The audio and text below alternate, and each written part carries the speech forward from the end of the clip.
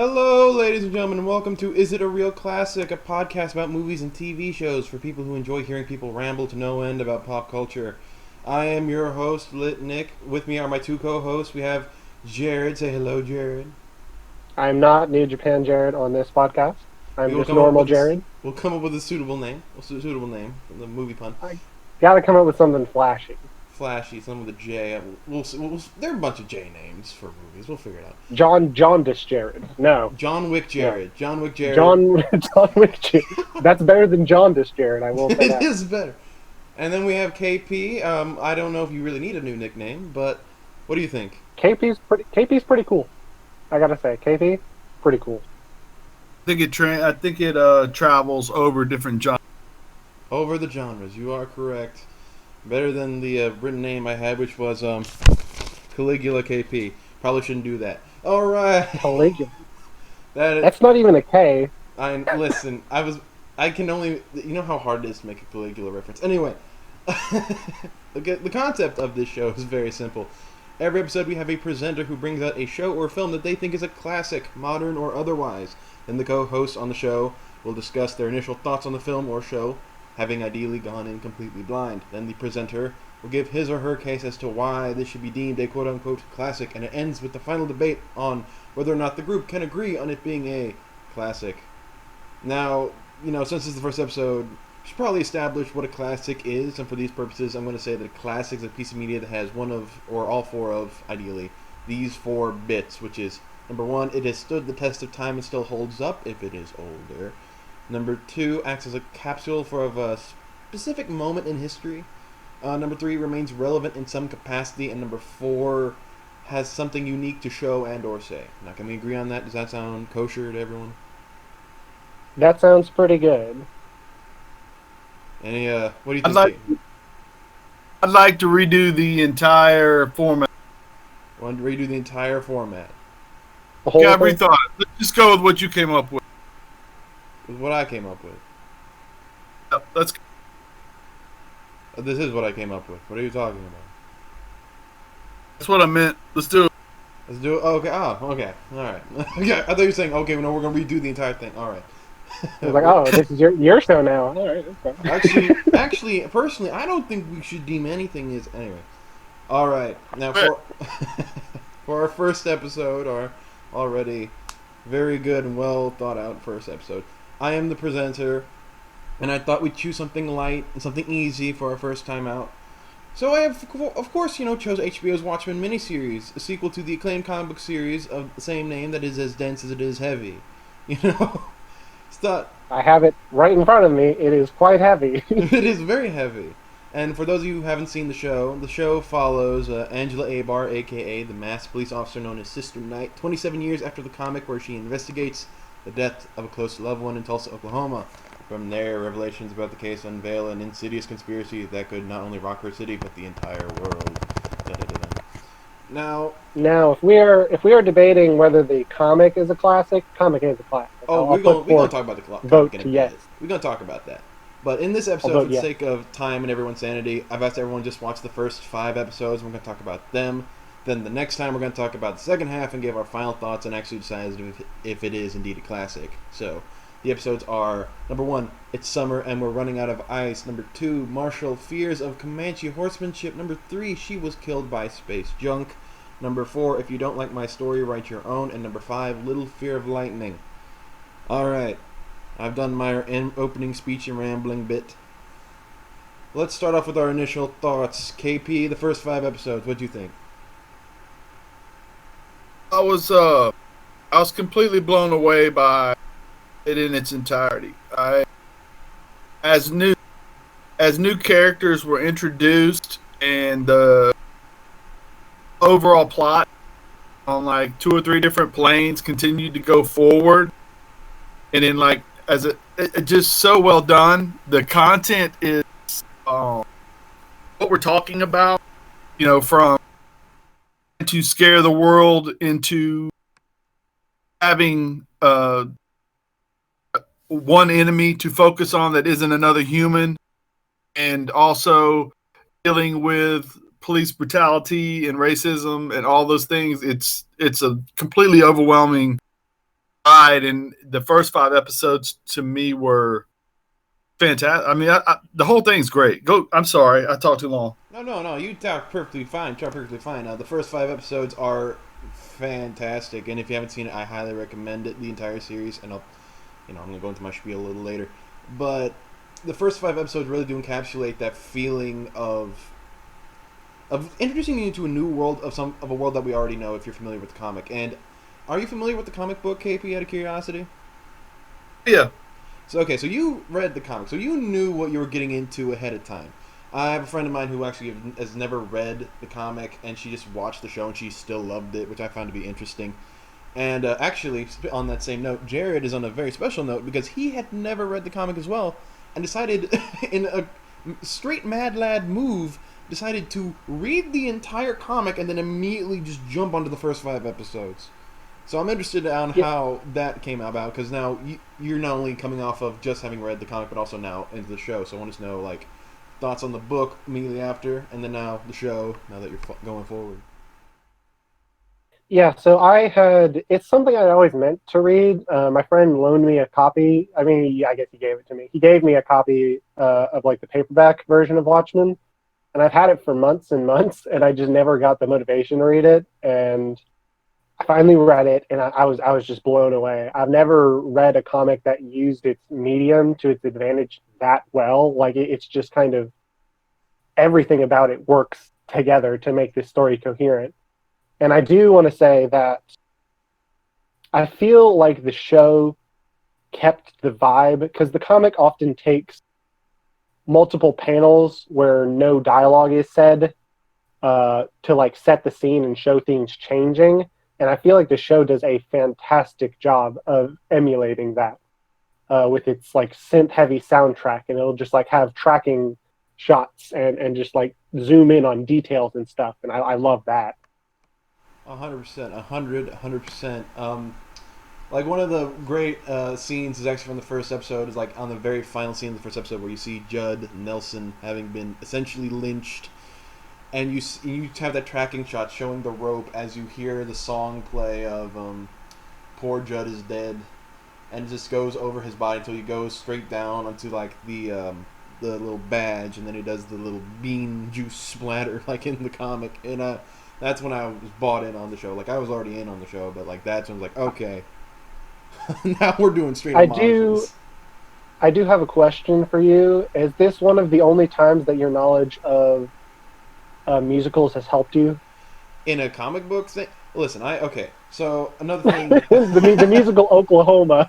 Yeah, okay, so again, another aspect of the show is the fact that, as Jared alluded to, the show plays a lot with meta, like elements, like foreign elements, to kind of bring them in. And in the first episode, very much it is Oklahoma the musical, and you see a little bit more about that in a later episode, but we'll get to that.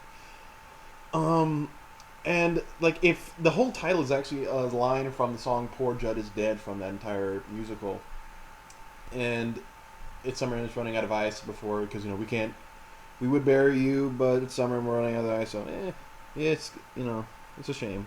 Poor Judd. And so the instant that see that that one of the characters' name is Judd, and you read the title, immediately you're like, oh no, he's dead.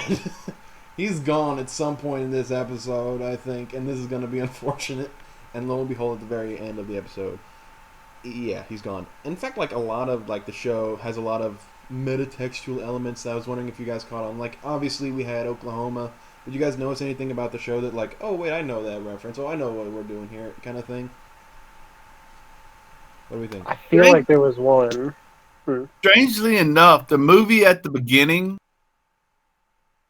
the one he's watching in the theater, where his mom's playing the piano, I just happened upon a movie I watched last night, which was the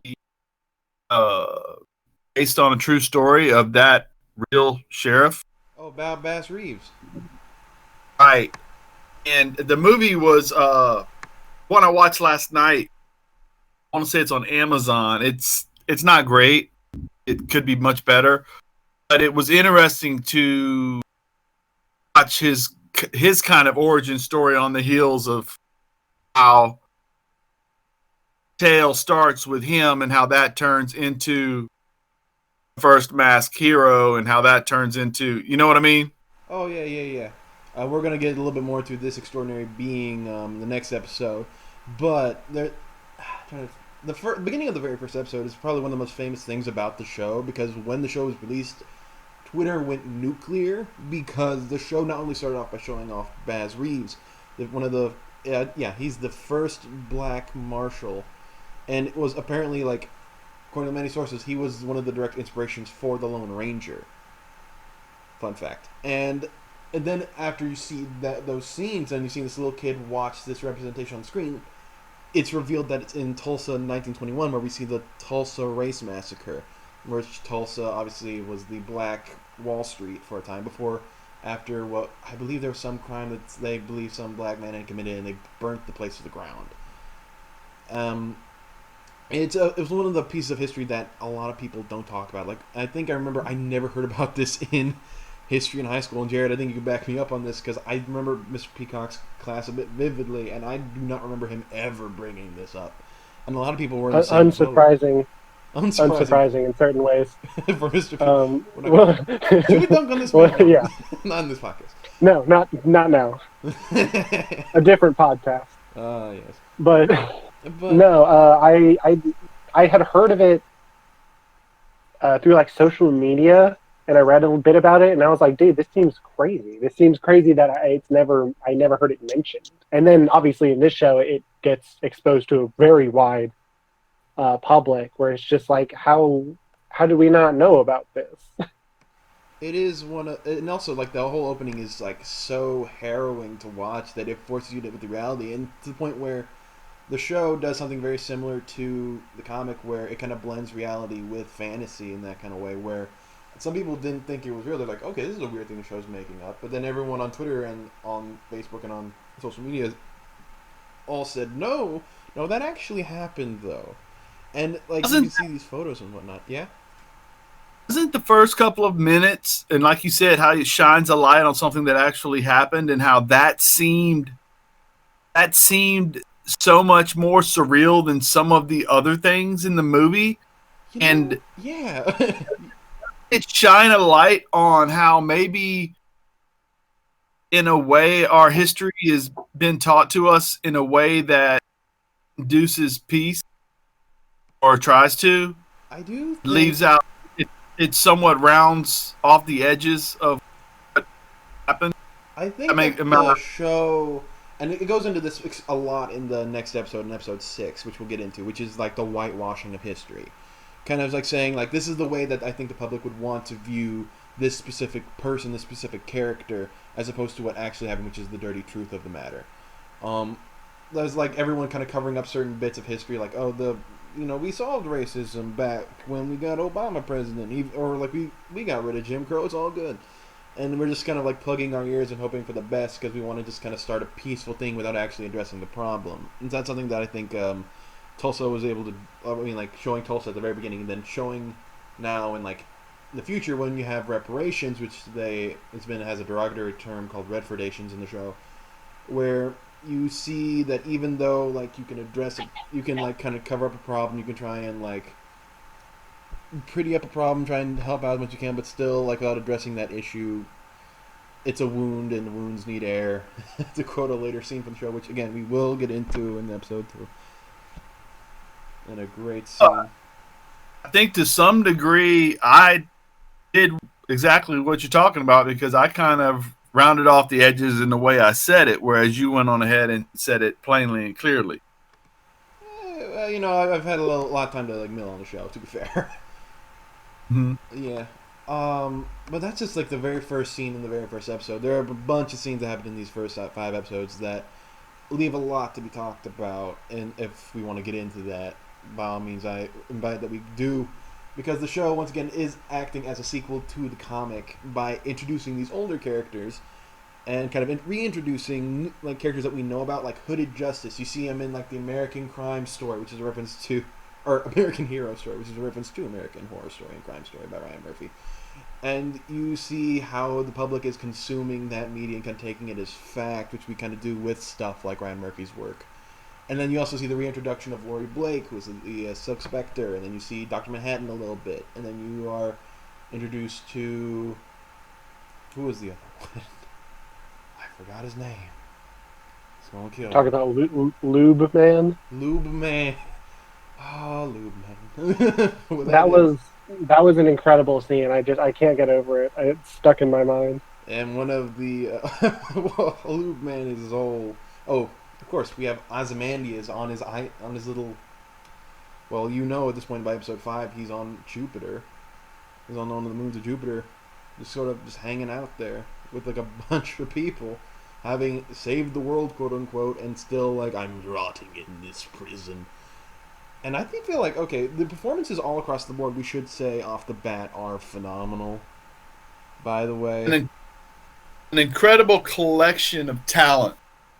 oh yeah, The people from Don Johnson, who's not in the movie long, in the show long, who just every single person. Jeremy Irons. I mean, just so much talent is put together in this. I do want to give a shout out to Don Johnson because he gave off very big. I would have voted for him a third term if I could have. Energy from Get Out, the white dad from Get Out, like that kind of energy where he said he would vote for Obama a third time if he could have. Very funny. I love that. Like I got that energy from the start, so I knew I was like, man, this is a little weird, right? But that's good acting, Oklahoma. Great acting.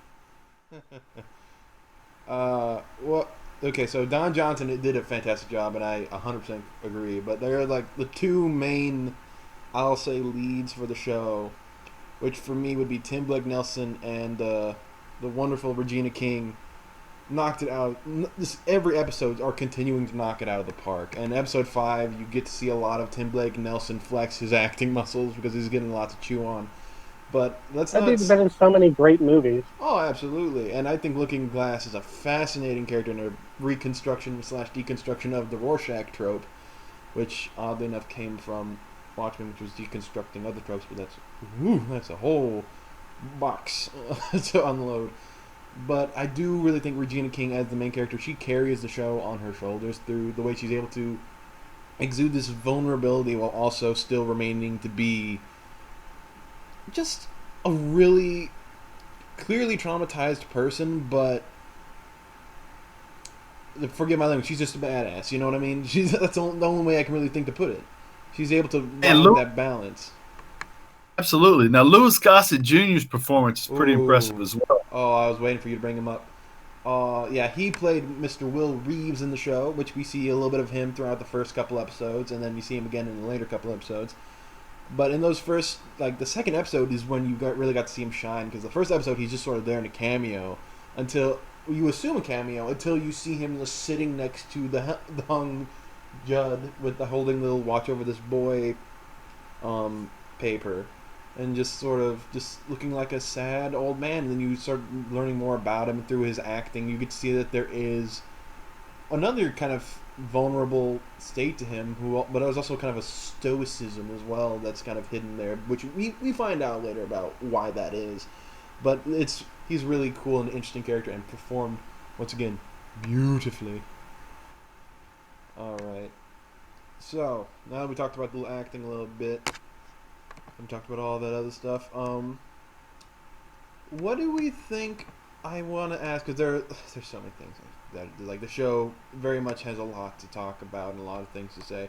What do we think about the whole Adrian Veidt thing, episode 5, with Ozymandias and him just sort of being on an island? Because a lot of the time the show feels like it's two different shows, where part 1 you have this very dark cop drama, then you cut over to Ozymandias doing whatever the heck he's doing, Just I feel like one of the strengths of the comic, and it's brought up in the text, I think the original Night Owl talks about a scene where his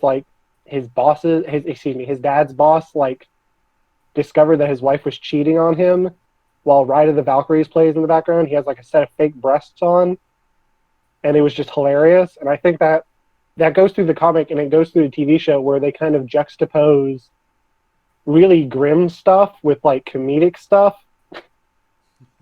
You know what I mean? Oh, yeah, they ride that vibe really well, where it's just at times it's intense and it's dark, and at other times a goth nun is chasing a man who loses himself up and slips into a sewer drain. Just like in like the next 5 minutes, and it's just stuff like that. I feel is one of the strengths of the show. Yeah, like at its core, Watchmen has always been and always will be a satire about politics or comic book shows, but ultimately seeing that kind of comedy blend itself together with the serious moments really does make it feel like Watchmen, not only through the edits and the like, but also just through how it's able to ride that fine line of satire and just finding the funny in all the dark moments. Like even like little bits like where you see Laurie tell these terrible jokes to Dr. Manhattan in the phone booth, and just interspliced throughout these very serious moments. It's very funny. And like half of the joke is just roasting the people she loves. It's like, dang, good lord. KP, what were you saying? I apologize. Her performance is pretty incredible as well. Oh, Jean Smart. Jean Smart is great. She was in Fargo Year 2, which is one of my favorite things ever. And she, as an actor, she is like one of the best. And it's like one of the things where like you look at a show like Watchmen, like this is a comic book show, and they somehow snag Jeremy Irons, Jean Smart, Gossett Jr. They got all these like top tier talents to just start making these wild, crazy, nuanced performances that just. What's Regina's husband's name? He plays Black Manta. I don't want to. I think it's Yaya. He is phenomenal as well. And I was going to say second 5 episodes is when he gets to shine a little bit. Oh, absolutely. Obviously, but the first 5 are. I mean, dude, he's again placed in a great spot. Absolutely, like it's hard. I can't really talk about what he does until the second half of the show, unfortunately. Right. So, for sake of spoilers, I'm just going to say that out of all the performances, his performance was the one that surprised me the most about how straight up perfect a performance it was, and it's.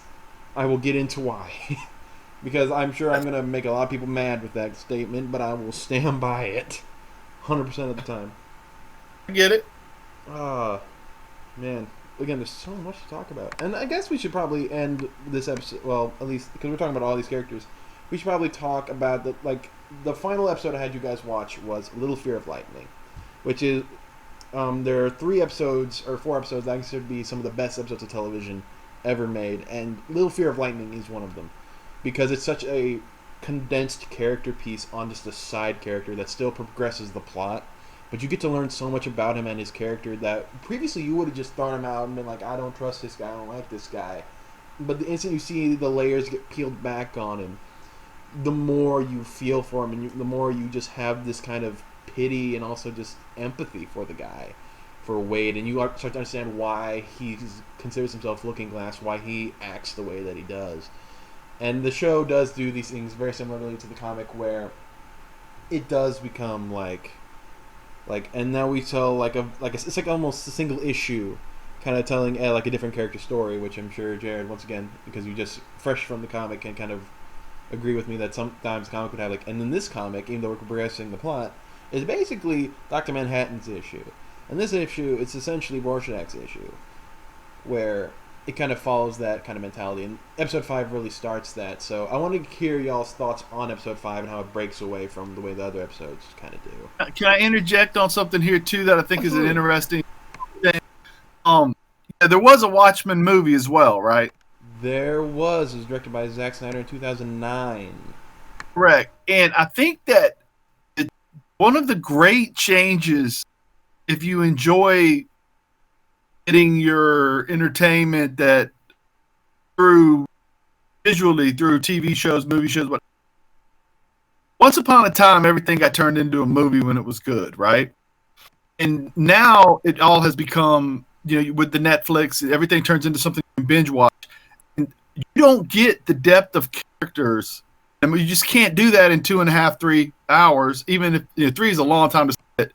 But you can give me in a 10-hour episodic show where I get a full season of it, and you can take a whole episode and explain to me why this guy feels like he does. Why does she feel like she is?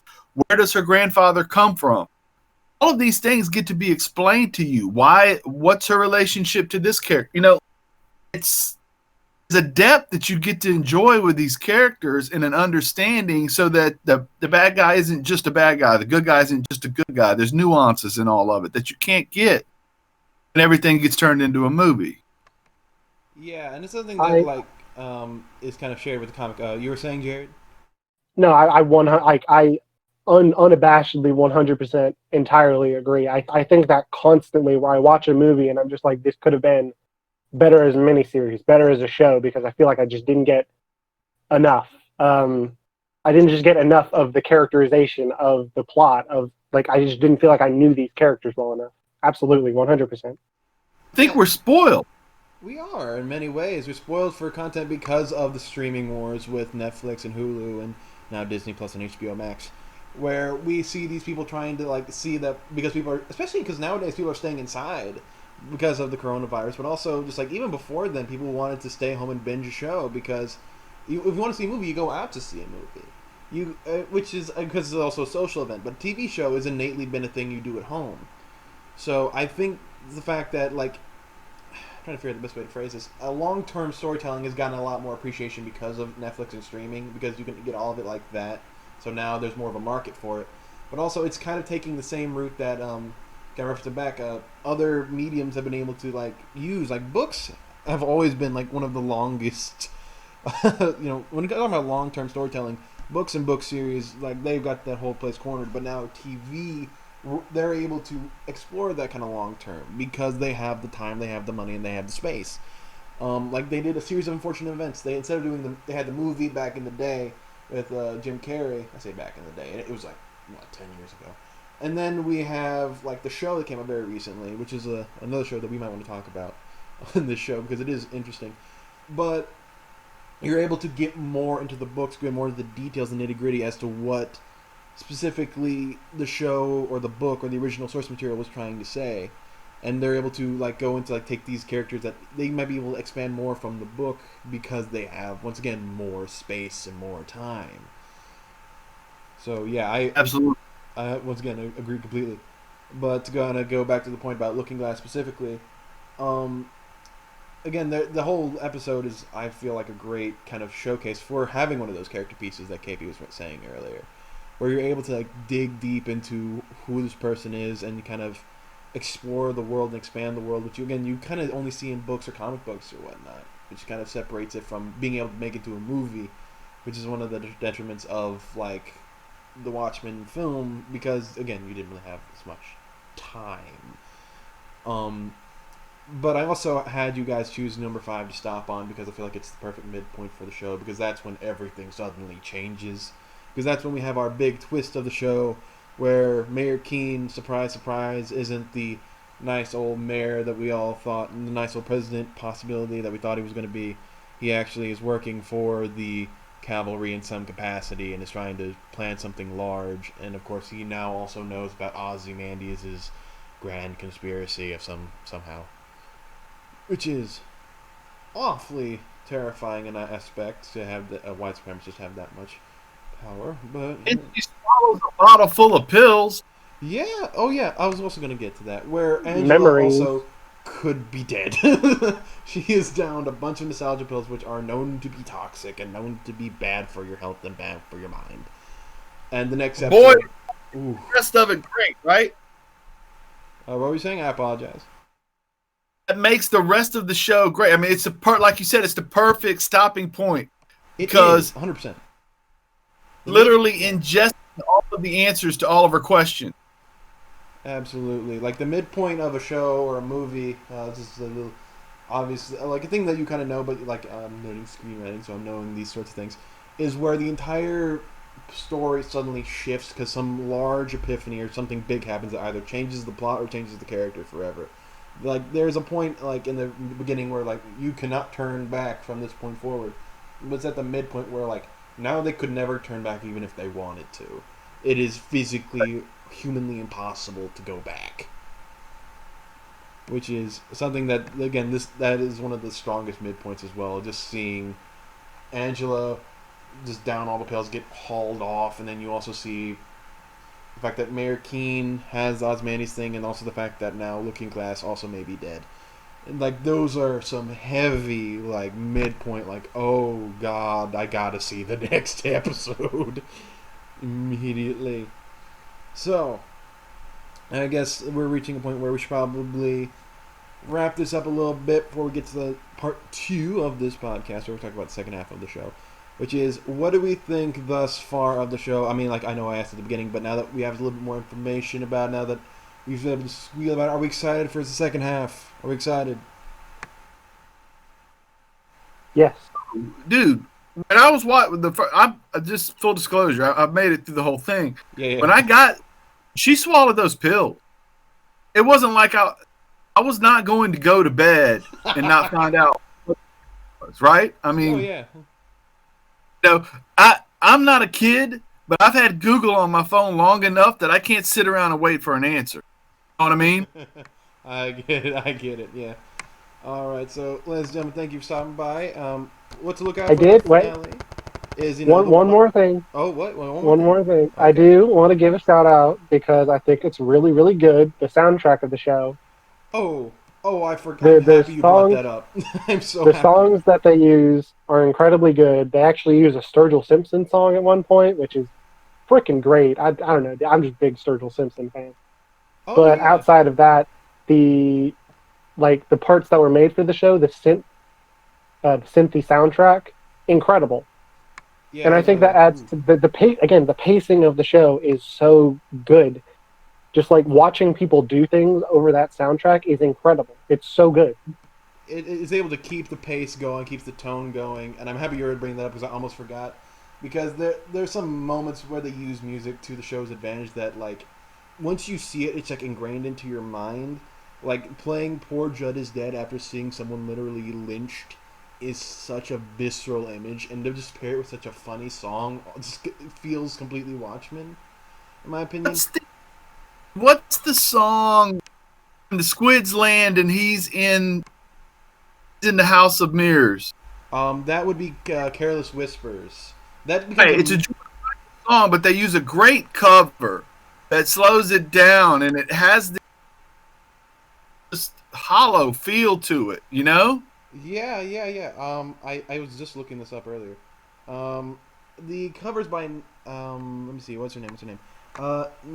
Natalie Dawn does that cover at the very end of that episode, because that song becomes a running motif for our boy Looking Glass, because that kind of encapsulates his character of "I'm never gonna dance again" kind of whole thing. Which, again, when you see in the beginning, you're thinking, okay, we're really playing the sex song over, like, him possibly, like, having sex in the House of Mirrors. And then immediately just becomes this haunting tune that follows him everywhere he goes. It's just... Because of tragedy, he can't give himself over to anything. Yeah, absolutely. You know what? It's just so good. And, like, and also the fact that he mirrors, like, as a joke intended, like a literal reflection of Rorschach. Rorschach being that he would inflict his view of the world onto everyone because he views everyone as bad. Then you would have a Looking Glass who would reflect the world back onto themselves, so that way they would just see themselves, not only just with their masks but also with their attitudes. Because the one thing that Looking Glass can't do is actually look at himself. Because if you notice, in his bunker he has no mirrors because he just can't bear to look at himself. Unless he has the mask. Again, so many layers to this show, so much to dig into, and we will save the rest of this for part 2 of this podcast, where we will be looking out for the whitewashing of history, the plan of the cavalry, the reintroduction of a famous Watchmen character, what wounds need, and what I consider to be the best written, acted, and directed episode of television ever. I know, big words, big hyperbole maybe, but in my opinion, and we'll get to that episode, and I will gush about it when we get to it. But quickly though, have you ever seen the A-Team?